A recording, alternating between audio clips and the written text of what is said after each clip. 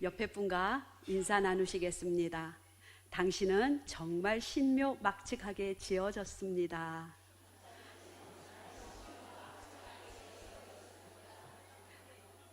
다시 한번 인사하시겠습니다. 옆에 분을 바라보시며 와, 당신은 정말 보배롭게 지어지셨습니다.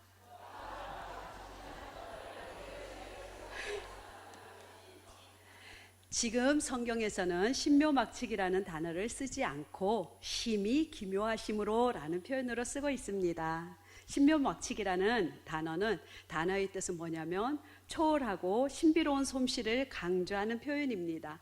하나님께서 우리를 그렇게 지으셨다는 것입니다. 우리는 보배로운 자들입니다. 이것이 개역 한글에서는 그렇게 신묘막측이라고 표현하였습니다. 오늘 기도드리겠습니다. 오늘은 우리 하나님의 기묘하시고 신묘막측하신 그 하나님의 세밀하심을 말하고자 합니다. 하나님께서 우리를 지으실 때에 우리를 아셨던 것처럼 하나님 지금 이 시간 우리를 세세히 알고 계시고 보고 계신 분임을 고백합니다. 하나님, 우리가 아버지를 어떠한 아버지로 고백하며 아버지의 존전에 서기를 바라십니까? 하나님 앞에 흠이 없고 거룩한 자로 순결한 신부로 세워지기를 저희는 소망합니다. 우리 각각의 신앙의 고백이 시편 139편 기자인 다윗과 같이 하나님과 세밀하고 섬세한 곳까지 이르게 하옵소서. 예수님의 이름으로 기도드립니다. 아멘. 이번 주 금요일은 우리 민족의 고유의 명절인 추석입니다. 벌써 떠나신 분도 계시고 예배를 드리고 떠나는 선생님들도 봤습니다. 각자의 고향을 찾아 많은 분들이 곳곳으로 흩어지실 텐데요. 그곳에서도 성령 하나님의 동행과 함께 하심이 있으시기를 축복합니다. 가족을 만나는 기쁨을 누리실 분도 계실 것이고 명절 하면 한숨부터 깊이 쉬어나오는 분도 계실 것입니다. 또한 제사상에 절을 해야 할지 말아야 할지 지금부터 고민하시는 분도 계실지 모르겠습니다. 하자니 교회를 다니고 집사인데 내가 조금 그렇고 또 안 하자니 가족들의 비방과 그 도끼 눈이 무섭기도 하고 여러 가지 모습들로 꼭 즐거운 명절은 아닐 수도 있겠습니다. 그렇기에 떠나시기 전 기도와 결단이 필요합니다. 이 예배를 통해서 결단과 먼저 승리하시고 고향으로 다녀오시기를 소망합니다. 우리의 싸움은 육에 속한 듯 보이나 보이지 않는 영들에 대한 싸움입니다. 지금 속으로 우리의 신앙을 하나님께 한번 속삭이듯 고백해 보십시오. 지금 하나님에 대한 사랑의 고백이 명절 중에 있을 영적 분쟁에서 승리케 하실 것입니다. 아멘. 저의 오늘 설교 제목을 보시고 어저께 임사무엘 목사님께서 저의 제일 전성기 때를 고백하라고 하셔서 제목이 뭔지 아시죠? 나의 고백은 했더니 저의 제일 전성기 때를 고백하라고 하셔서 그러려고 합니다. 그러려고 바꿨어요, 설교를 중간에. 그래서 저의 전성기는 어떠한 때인지 들려드릴 테니 잘 들어주시기를 바랍니다.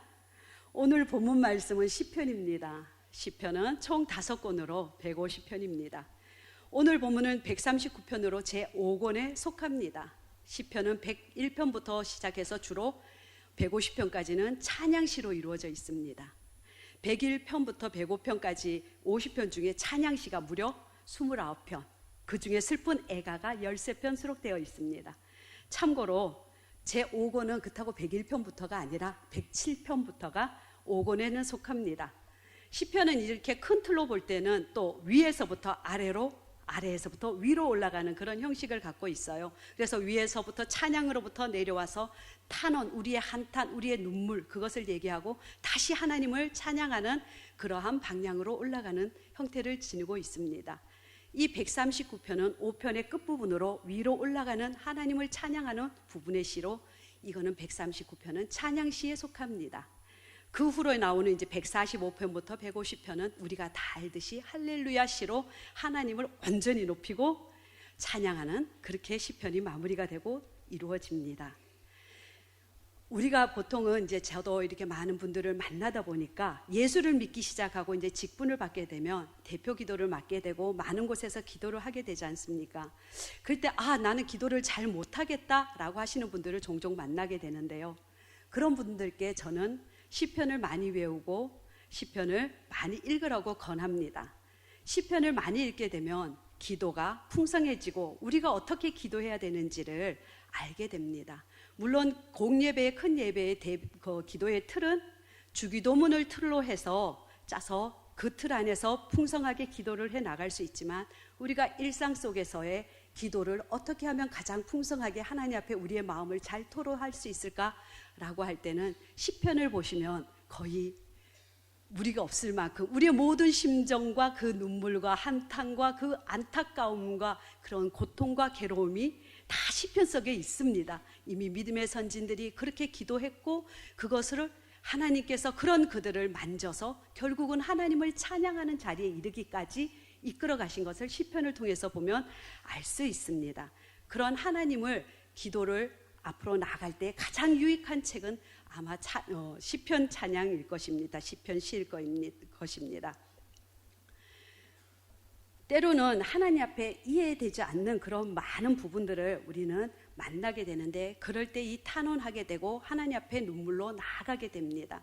공동체가 겪는 어려움 속에서도 우리는 탄원하고 개인적인 어려움 가운데서도 탄원하고 너무나 억울하여 어찌할 수 없을 때에 우리는 하나님 앞에 나와 탄원합니다. 이렇게 우리의 모든 감정을 담고 있습니다. 그런데 시편은 또한 그런 감정에서 나아갈 방향도 제시합니다. 시편은 구약 시대부터 제2에서도 낭독되었습니다. 그리고 종교개혁 이후에도 예배에 꼭 시편 찬양을 하였습니다. 지금 현재의 우리도 예배 가운데 이 시편이 많이 들어와 있는데요. 그게 뭐냐면 교동문입니다. 교동문을 통하여 우리가 예배 안에 그 시편이 들어와 있습니다. 이렇게 현대의 예배까지 이 시편은 전승되어서 활용되고 우리의 마음들을 하나님 앞에 드리는 데 사용되고 있습니다. 139편은 조금 전에도 말씀드렸듯이 다윗의 고백시입니다. 다윗은 하나님께 자신의 마음을 어떻게 고백하고 있는지 지금부터 살짝 들여다보도록 하겠습니다. 시편 139편 1절입니다. 함께 읽겠습니다. 여호와여, 주께서 나를 살펴보셨으므로 나를 아시나이다. 아멘. 하나님은 모든 곳에 편만한 분이십니다. 어디에도 계시지 않는 곳이 없고 보지 못하는 곳이 없으신 분입니다. 우리는 늘 코람데오의 삶을 산다고 말을 하지만 하나님을 의식하지 않고 살 때가 많지 않습니까? 그런 우리까지도 하나님은 세세히 보고 알고 계십니다. 다윗은 하나님께 고백합니다. 하나님은 나를 살펴보고 계셨으니 나를 아시고 모든 일어난 상황들을 아시죠. 저 지금 억울합니다. 하나님은 저의 안고 일어섬을 아시고 나의 생각도 환히 아시고 나의 모든 길을 아시지 않습니까? 나의 눕는 것까지 아시는 분이지 않습니까? 나의 모든 행위를 아시지요. 내가 하는 모든 말도 하나님, 사람들은 이해하지 못해도 하나님은 저의 어떤 마음에서 하는 말인지 아십니다. 여호와 하나님, 항상 저를 두르고 계셨고 나에게 늘 안수하고 계셨습니다. 저는 항상 하나님의 손 안에서 거하였나이다. 내가 어떻게 하나님을 잊고 어떻게 하나님을 인식하지 않고 행동할 수 있었겠습니까? 저는 하나님의 손 안에 있는데요. 다윗의 이러한 고백은 자기의 심정을 토로하고 있는 것입니다. 무슨 문제인지는 알 수 없지만 다윗의 조금은 억울한 감정이 이 시편에서 묻어나옵니다. 저희가 신앙생활을 하다가 보면 억울하지만 억울하다고 말하면 오히려 문제가 얽혀지고 감정이 더 상하게 될 때가 있습니다. 그럴 때에 다윗은 하나님께 자신의 억울함을, 자신의 감정을 탄원합니다. 우리가 교회라는 공동체에도 많은 사람이 함께하다 보면 나는 그런 의도의 말이 아니었는데 내가 예견하지 못한 상황으로 흘러갈 때가 있습니다. 다윗은 자신의 힘으로 풀려고 하지 않았습니다. 따지거나 본인이 해명하려고 하지도 않았습니다. 오직 나를 아시고 모든 상황을 아시는 하나님께 자신의 모든 심경을 토로합니다. 우리의 모습은 어떠합니까? 이사야도 40장 28절에서 말씀합니다. 영원하신 여호와 하나님은 땅끝까지 창조하신 우리의 하나님은 피곤하지 않으시고 곤비하지도 않으시며 명철하심이 한이 없으시다 라고 합니다. 다니엘은 그는 깊고 은밀한 일을 나타내시고 어두운 데에 있는 것을 아시며 또한 빛이 그와 함께 있다고 말합니다. 하나님은 마태복음 6장을 통해서 외식하는 자들의 기도를 본받지 말라고 합니다. 하나님은 우리를 아신다고 합니다. 우리는 생각합니다. 내가 알면서도 그냥 말 않고 있으면 그 사람이 나를 무시하지는 않을까? 그들과 같이 따지고 묻고 해야 하지 않나? 라는 고민도 하실 것입니다. 마태복음에서 말씀합니다. 아니라 하나님은 아신다라고 합니다. 우리가 부르심을 받은 이유는 그들과 동일하게 살라고 부르신 것이 아니라는 것입니다. 우리는 사람들을 기쁘게 하기 위해서도 더더욱 사단을 기쁘게 하기 위해 부르심을 받은 것이 아닙니다. 우리는 우리를 아시고 감찰하시는 하나님을 기쁘게 하기 위해 부름을 받은 것입니다. 혹시라도 지금 무엇인가 하고 싶으신 말씀이 많으신 분들이 계시다면 하나님께 그대로 가지고 나가셔서 기도로 바꾸시기를 소망합니다. 너무 억울해 마십시오. 저도 돌아보면 우리의 행위가 또한 모든 것이 깨끗한 것은 아니더라는 것이죠. 내가 화를 내는 것이 나의 입장에서는 타당하나 돌이켜보면 내 안에도 비슷한 그의 모습이 내재되어 있더라는 것입니다. 나는 깨끗해, 나는 옳아 라는 것은 자기의 의인 경우가 많은 것을 같습니다. 또한 그런 심경을 사람에게 쏟기보다 다윗과 같이 하나님께로 가져가는 지혜가 임하기를 소망합니다. 친인척을 만날 때에도 보면 같이 예수 믿지만 참 하실 때가 오더라도 나의 잣대로 들이우지 마시고 하나님께서 그 친인척을 보고 계신 눈으로 보시기를 소망합니다. 한번 적용해 보겠습니다. 나는 나의 판단이 옳다 여겨 자신의 잣대로 다른 사람을 보고 있지는 않습니까?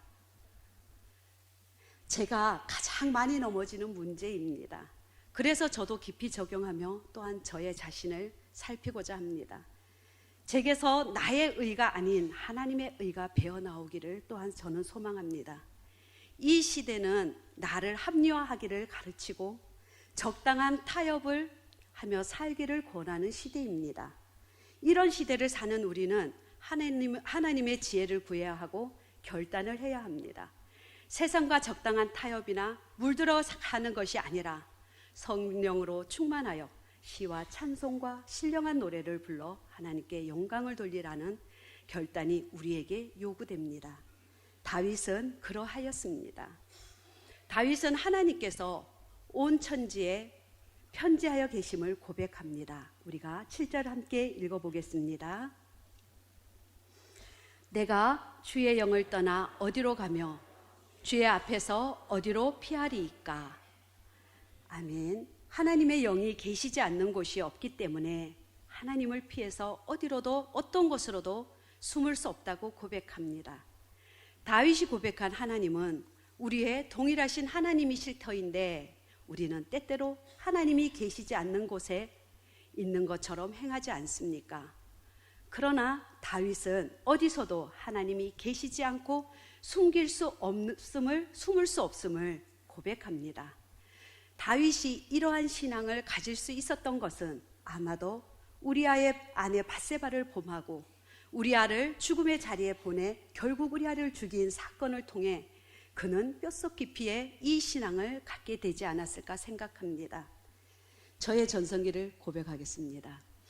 1997년의 일입니다.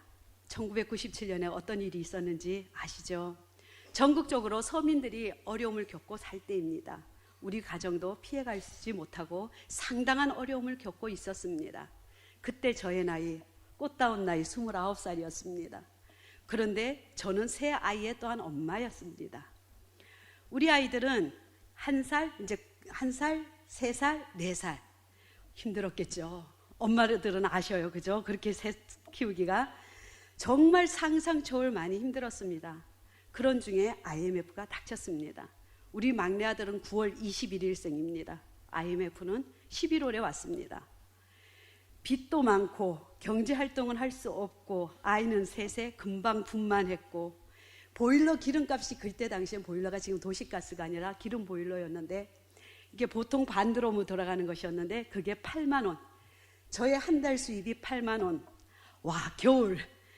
정말 인생의 겨울이고 제일 전성기 때입니다.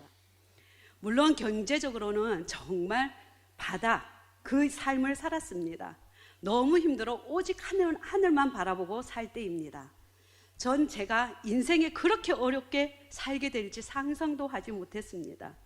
아이들에게 간식 한번, 과자 한번 사서 먹이지 못할 정도로 겨울에도 방이 미지근하면 빨리 보일러를 꺼야 될 수 있을 정도로 한 달을 겨우 연명할 정도로 힘들었습니다. 셋째를 출산하고 한 4개월 정도 있다가 저는 이제 아이 셋을 어린이집에 맡기고 이제 피아노 학원에 오후에만 이렇게 출근을 해서 일을 4시간씩을 했습니다. 이제 그곳에 이제 정말 가장 어떻게 됐냐면 안산이신데 안산에 거기 사동에 제일 부자촌이 있고 거기를 등산로를 넘어서 가면 4.1동 그 지역이 있습니다. 그럼 그 등산로를 넘어서 거기 가서 아파트 단지 그 상가에서 피아노 학원에서 4시간 근무를 하고 다시 돌아왔습니다. 이제 그러던 중에 그 등산로 옆에 묘가 있지 않습니까? 그 묘에 금방 다녀갔나 봅니다. 아주 튼실한 배와 튼실한 사과가 저를 기다리고 있는 것입니다. 그래서 와, 이거는 하나님이 우리 아이들 갖다 먹이라고 준 것이구나 라고 생각하고 얼른 들러서 가지고 갔습니다. 그리고 저는 이제 그 힘든 시기가 조금 지났습니다. 그것을 아이들이 열심히 잘 깎아 먹였습니다. 그러고 나서 시간이 지나고 또 지났을 때 그 하나님께서 저는 그때 그렇게 하고 아이들을 재우고 날마다 철야를 다녔습니다. 밤에 교회 철야를 이제 갔는데 교회에서는 이제 문을 걸기 또 시작을 하신 거예요. 그래서 교회 안에 들어가서 기도도 할 수 없고 이제 기도할 곳도 없고 어찌 할 수가 없어서 처음엔 교회 마당에 무릎 꿇고 기도하다 그것도 또 개가 너무 짖어서 그럴 수가 없어서 교회 뒤에 산으로 들어가서 그렇게 기도를 산기도를 시작을 하며 그 힘든 겨울을 보내는데 하나님께서 제게 하는 말씀이 네가 왜 우상의 재물을 내 아이, 내 자녀, 하나님의 자녀에게 먹였느냐 그것을 지적하는 거였습니다. 저는 새까맣게 잊어먹었습니다. 그 후 시간이 지나서 잊어버렸습니다. 하나님 제가 언제요? 라고 할 때에 그 모습을 정확하게 보여주시고 기억하고 얼마나 울며 회개했는지 모릅니다. 네가 낳았다고 네 자녀인지 아느냐. 저는 우리 안에서 하나님 앞에 숨길 것이 없다는 것을 그때 배웠습니다. 하나님 앞에 드러나지 않을 것이 없고 숨길 것이 없다는 것을 모든 것이 하나님 앞에 다 드러난다는 것을 그때 배웠습니다. 자, 우리가 8절을 함께 읽어볼게요. 시작. 내가 하늘에 올라갈지라도 거기 계시며 수월에 내 자리를 펼지라도 거기 계시니이다. 아멘. 또 하나의 이제 간증을 하고자 합니다. 그 당시 저는 이제 저의 삶에 한 살이 부서져 있었습니다. 죽기 살기로 정말 기도할 수밖에 없을 때였는데 저는 더 이상의 물러설 곳이 없었고 바라고 소망할 것이 없었습니다. 밤마다 철야를 교회에서 했습니다. 때로는 무섭기도 하죠. 혼자 가니까 그 어두운 밤에 밤 10시가 넘어야 애들 재워놓고 가니까 그랬는데 그때마다 이제 교회 문을 잠그고 이렇게 어려움들이 있었지만 그 기도할 때도 하나님 저희 가정 살려주십시오. 저희 아이들 살려주세요. 라고만 기도했지 제 몸을 놓고 기도해 본 적이 없는 거예요. 그러다 보니까 어떤 현상이 나타났냐면 하혈이 늘 있었던 거예요. 아이를 낳고 나서 이걸 하지 못해서 몸조리를 못해서. 근데 하나님께서 딱 한 말씀 주셨어요. 저는 나는 하나님이 버리셨구나. 나를 버린 자였구나 라는 생각까지 바닥에 내려갈 때 내가 너의 그 하혈이 마른 것을 보임으로 내가 너와 함께 하는 것을 보이리라. 저는 그것을 기도한 적도 없고 그것을 구해본 적도 없습니다. 삶이 너무 힘드니까. 근데 하나님은 저의 가장 약한 부분을 건드려서 드러내셨어요. 그것을 겪고 나서 나는 하나님 앞에 홀딱 벗은 자이구나. 나는 하나님 앞에 감출 것이 없는 자이구나. 하나님 앞에 모든 것을 드러내자. 그 작정을 하기를 시작하였습니다. 9절과 10절을 함께 읽어보겠습니다. 시작. 내가 새벽 날개를 치며 바다 끝에 가서 거주할지라도 거기서도 주의 손이 나를 인도하시며 주의 오른손이 나를 붙드시리다. 아멘. 저는 하나님께서 애초에 버린 자라는 생각에서 이제 그 모든 것이 이제 벗어지고, 하나님은 나와 함께 하시는 분이구나. 나는 기도하지 아니하고 나는 구하지 않은 것까지도 하나님은 알고 계시고 보고 계시고 내게 지금 무엇이 필요한지도 아시는 그 하나님이셨구나 라는 얘기를 이제 그때에 저도 그 신앙을 갖게 되었습니다. 이제 그 나머지는 저도 또 상당한 스펙타클한 우리 성도님들이 겪을 법한 그 많은 일들을 거의 다 섭렵하고 왔다고 보셔도 될 겁니다. 어떻게 하나님은 김재숙을 불신자의 가정에서 하나님을 믿는 자로, 그리고 지금의 목사의 자리까지 오게 하셨는지 그거는 또 기회가 되면 해드리도록 하겠습니다. 오늘 여기까지도 이제 많은 분들이 이제 놀라셨겠지만 이렇게 저도 또한 겪고 가고 누군가 같이 함께 신앙생활하는 그들도 어려움을 겪고 있을 겁니다. 그렇지만 이것이 다 우리가 겪어가는 한 인생 속에서의 훈련 과정이더라는 거죠. 지나고 보니 그 안에 하나님의 섭리가 얼마나 큰지, 우리가 그 훈련을 받기 그 이전의 나의 모습으로 과연 천국에 이룰 수 있을까? 하나님을 바라볼 수 있겠습니까? 그럴 수 없다는 거죠. 근데 그런 그 과정 가운데 하나님은 조금 더 침묵하실 뿐이지 눈을 우리에서 띄지 않으시더라는 거예요. 우리에게서 하나님의 눈을 떼고 계신 적이 없어요. 단지 내가 그 훈련의 분량에 이르러서 순결한 자가 되어 온전히 하나님이 나와 함께 하심을 인식하고 인지하고 그것을 고백할 때까지 나를 끌고 가시는 그 하나님이고, 그 훈련 받는 것에 감사함, 이 지금 가난이 감사하고 이 약함이 감사하고 이 부족함이 훈련되어 감이 감사해질 때에 하나님은 오케이 사인이 떨어지더라는 것을 저는 경험해 보았습니다. 하나님은 다윗이 하나님의 눈에서 어디로도 피할 수 없는 것을 알기까지 훈련하셨던 것처럼 하나님은 또한 앞에 모든 마음의 고통과 눈물을 가지고 찾아와서 그것을 고백할 때까지 하나님의 마음이 합한 그 가난한 심령이 되기까지 우리가 천국만을 바라보며 훈련을 쉬지 않고 계시다는 것입니다. 다윗의 훈련의 내용이 이야기로 기록되었으니까 심플하고 아주 깔끔하지만 얼마나 굴곡진 인생입니까? 하나님은 굴곡진 인생의 행로를 통해 우리를 주의 길로 이끄시는 분이십니다.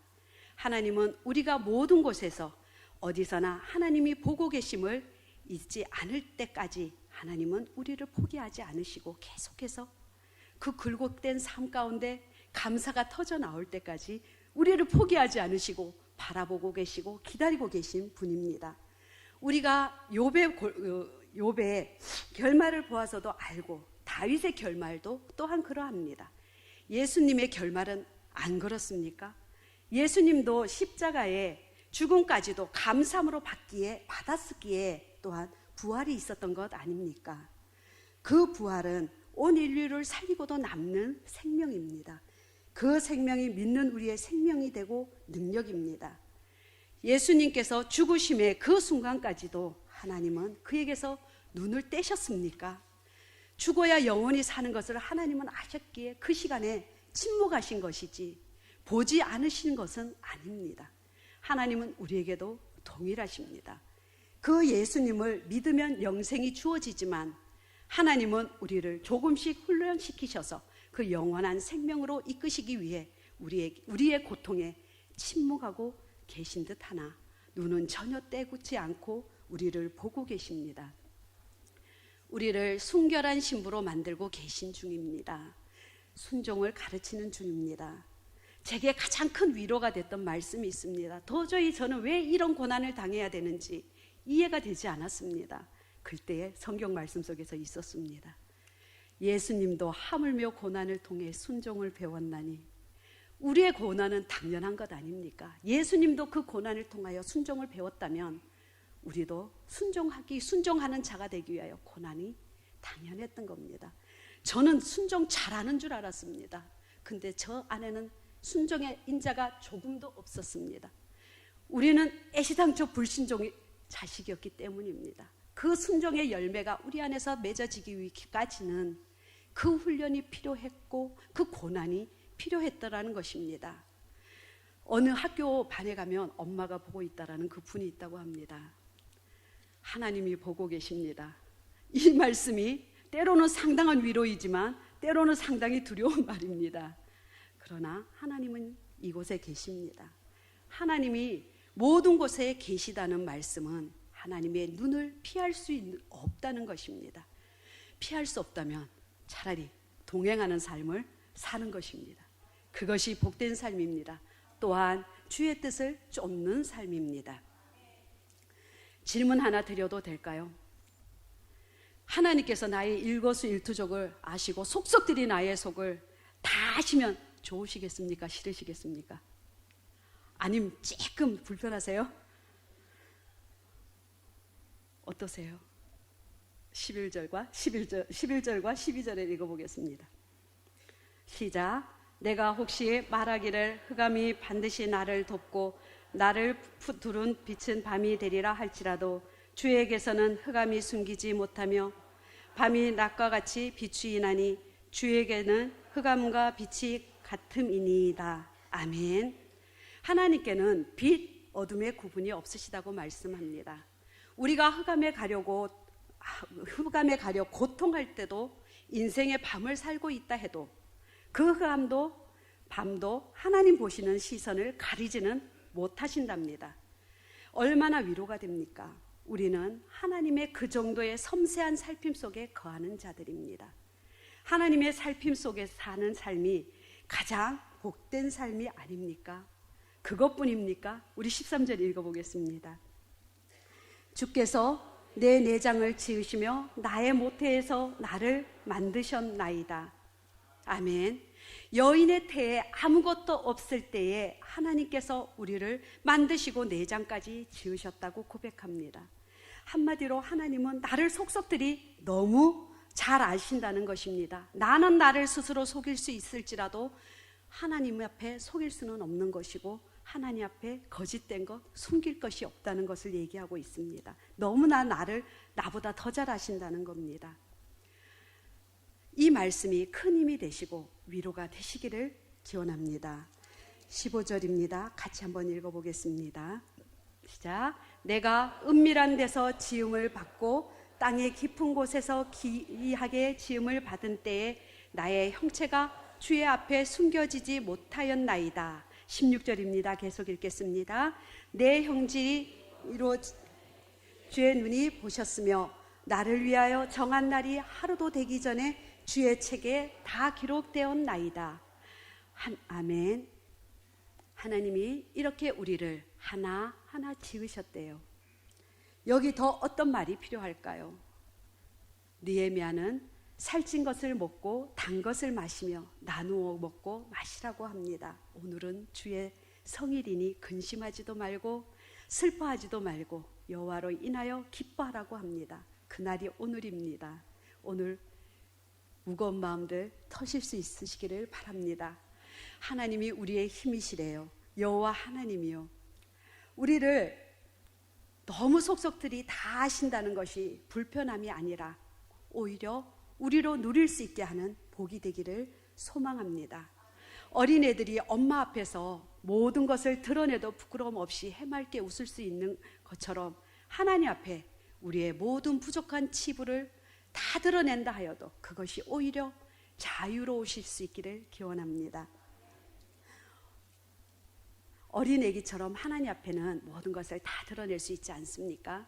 우리가 숨긴다고 숨길 수도 없고 하나님은 우리가 아무리 숨겨도 다 보고 계시고 아세요. 단지 인격적인 분이시라 우리의 허물을 들추지 않으실 분입니다.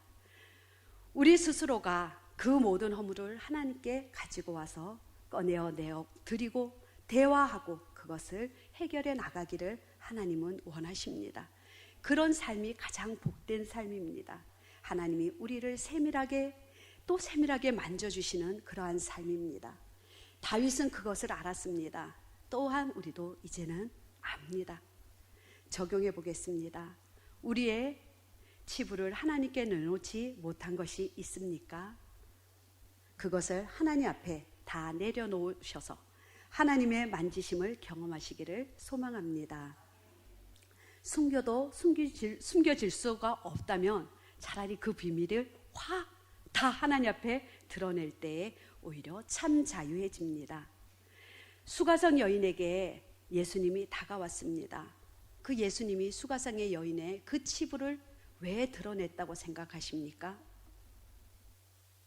그것으로 그 여인에게 준 선물은 무엇입니까? 자유입니다.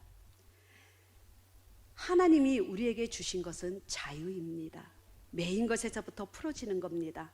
그런 하나님 앞에 우리가 숨기는 것이 생길 때 참 자유는 얻을 수 없습니다. 우리가 하나님 안에서 참 자유를 얻고 싶다면 그것이 드러나야 하고 그것을 하나님 앞에 풀어야 우리가 참 자유를 얻을 수 있습니다. 우리는 죄에서부터 그 눌린 것에서부터 상처로부터 그러한 기억들에서부터 하나님이 풀어주실 때에 그 묶였던 것이 풀어지면 자유해집니다. 우리는 사라의 자녀입니다. 자유한 여인의 자녀입니다. 우리는 하갈의 자녀가 아닙니다.